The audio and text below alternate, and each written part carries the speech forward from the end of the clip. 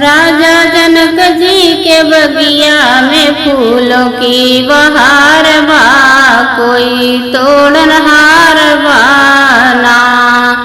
राजा जनक जी के बगिया में फूलों की बहार बा, कोई तोड़नहार बाना।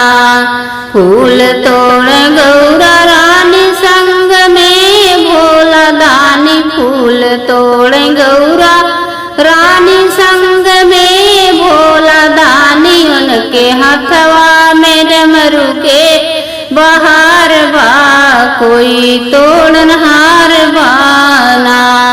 उनके हथवा में डमरू के बहार बा, कोई तोड़नहार बाना। राजा जनक जी के बगिया में फूलों की बहार बा, कोई तोड़नहार बाना। फूल तोड़े सीता रानी संग में धनुषधारी, फूल तोड़े सीता रानी संग में धनुषधारी। उनके हथवा में धनुष के बहार बा, कोई तोड़नहार बाना। उनके हथवा में धनुष के बहार बा, कोई तोड़नहार बाना।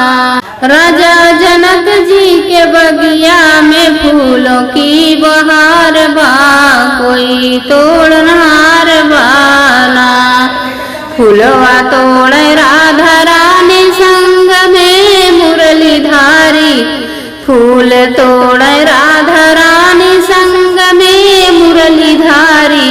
उनके हाथे में मुरली के बहार बा, कोई तोड़नहार बाना। उनके हाथे में मुरली के बहार बा, कोई तोड़नहार बाना।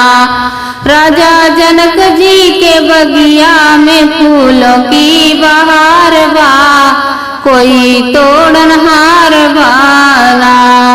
फूल तोड़े लक्ष्मी रानी संग में चक्रधारी, फूल तोड़े लक्ष्मी रानी साथ में चक्रधारी। उनके हथवा में चक्र के बहार बा, कोई तोड़नहार बाना। उनके हथवा में चक्र के बहार बा, कोई तोड़नहार बाना।